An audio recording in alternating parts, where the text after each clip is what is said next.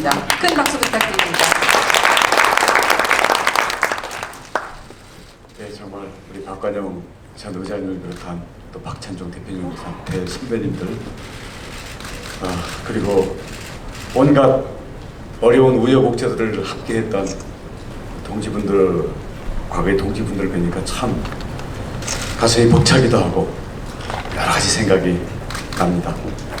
근데 다들 가슴에 칼 맞은 상처들이 다 있으신 분들 같아가지고 같은 아픔도 느끼고 있습니다. 지금 대한민국은 탄핵이라는 골짜기를 지나면서 보수가 또는 국민의 외면을 받고 있는 위기 상황이고요. 촛불 정권을 자임하는 현 문재인 정권은 촛불을 자신들의 권력, 자신들의 완장으로 바꿔치기 해서 즉 2년 반 가까이 가고 있는데 이제 중요한 분수령에 우리가 서 있는 것 같습니다. 지금 이 문재인 정권은 북한에 우리 민족끼리 끼워 맞추기 위해서 동맹과 충돌하고 기업에는 벌을 주고 경제의 비용은 값없이 인상시키면서 생산을 위축시키고 있습니다.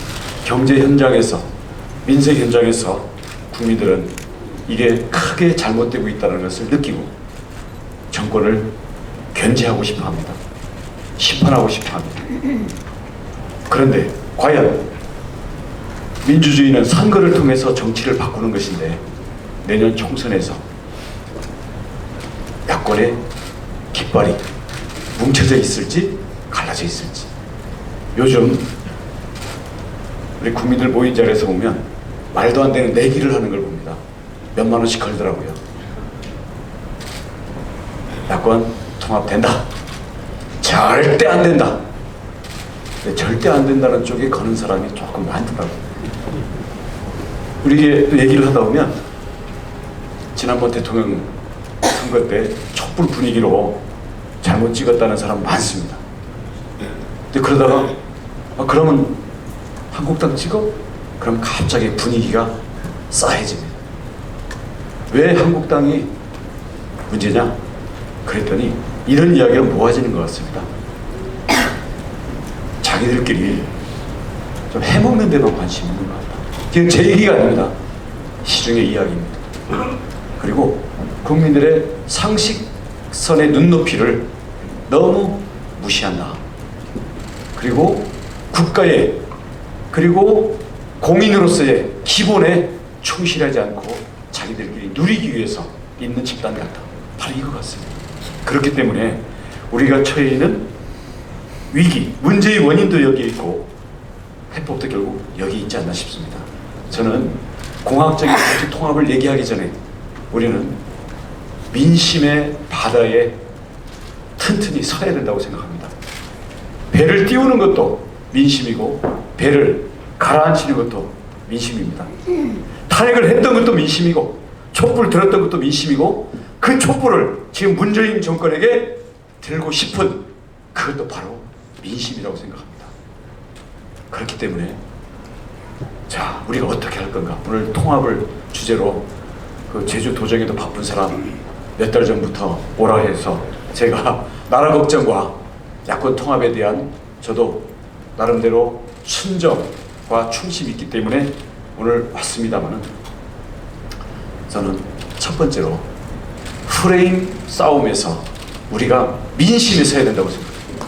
저쪽은 권력이고 우리는 민심입니다.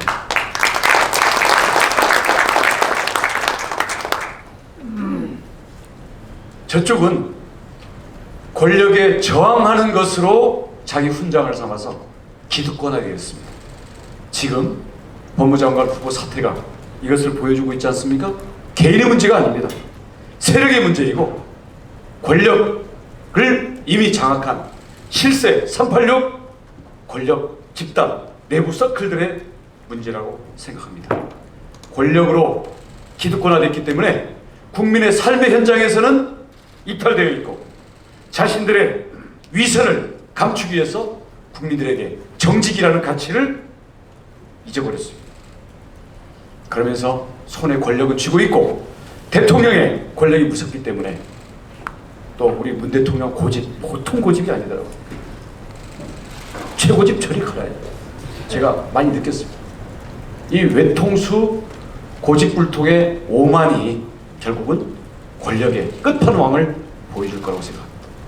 우리도 한때 우리가 권력만 의식하고 민심을 소홀히 하다가 탄핵도 당하고 촛불에 우리가 심판을 받았지 않습니까?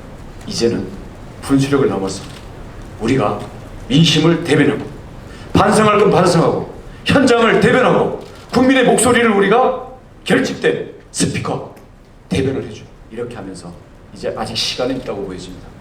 민심에 의한 권력 심판을 준비해야 되고 바로 내년 총선은 3년 된 촛불 민심이 기득권화된 가짜 촛불 정권을 심판하는 선거로 만들어야 된다고 생각을 합니다.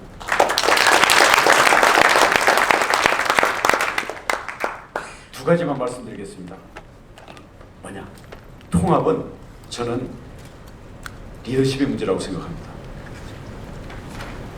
탄핵, 누가 누구를 배신했냐, 누가 가출했냐, 이런 문제가 끊임없이 공방이 되고 있습니다.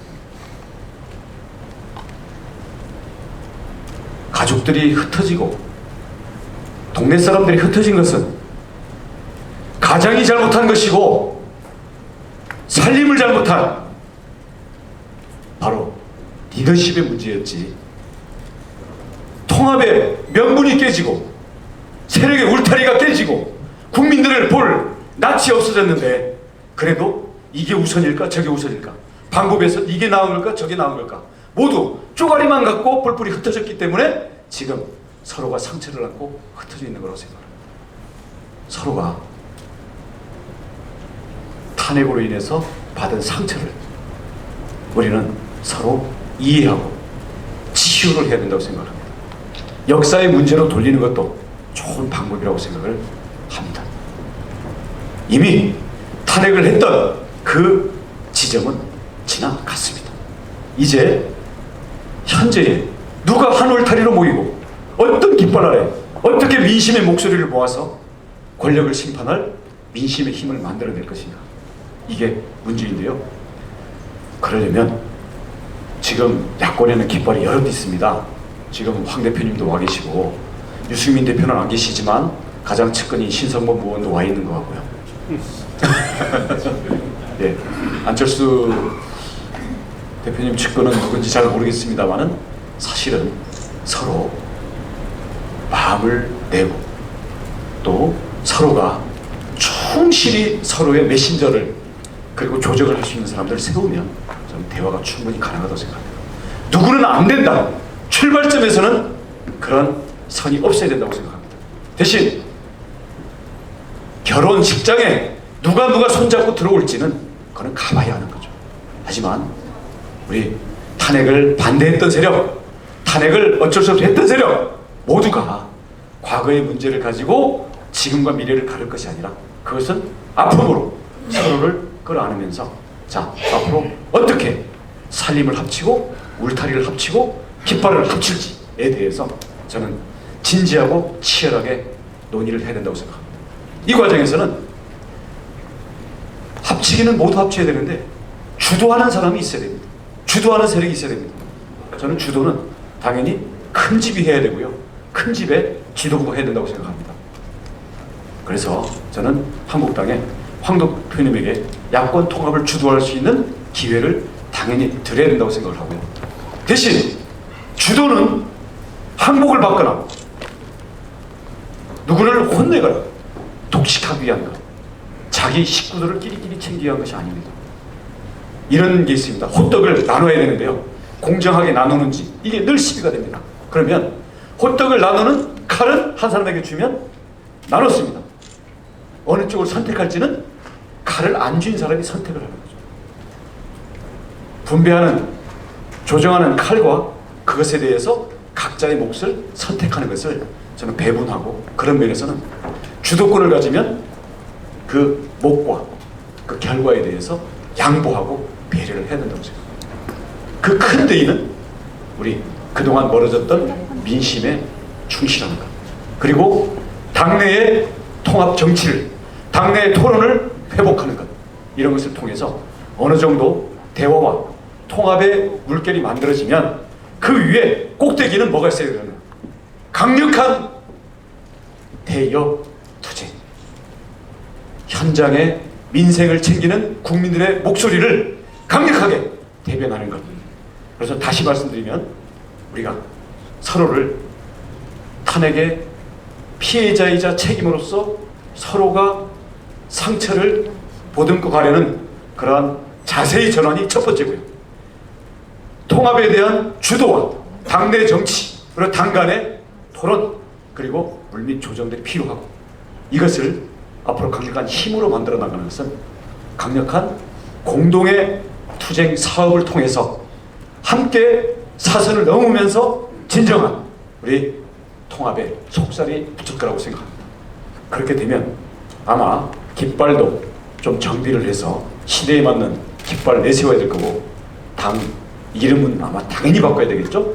당의 얼굴들도 바꿔야 되고. 그래서 제가 바라는 것은 우리 강세, 보수 지역의 강세 지역의 한쪽 노만 젓는, 그래서 제자리를 도는, 뱅뱅 도는 노가 아니라 우리 강세 지역의 노와 수도권 경합 지역의 양편 노를 힘차게 저어야 저는 이 민심의 파도를 넘어서 우리 나라를 구할 희망의 대한민국으로, 우리 당장은 국정의 견제 세력, 나아가서는 다시 수권 세력으로서 우리 보수 중도 세력이 강력하게 설 수 있다고 생각합니다. 우리 관계된 많은 분들의 정말 큰 결단과 노력을 바라고요. 거기서 비록 제주도에 있습니다마는 제주 도민들의 민심과 함께 저희들도 지원하고 역할을 하겠습니다. 감사합니다. 네, 감사합니다.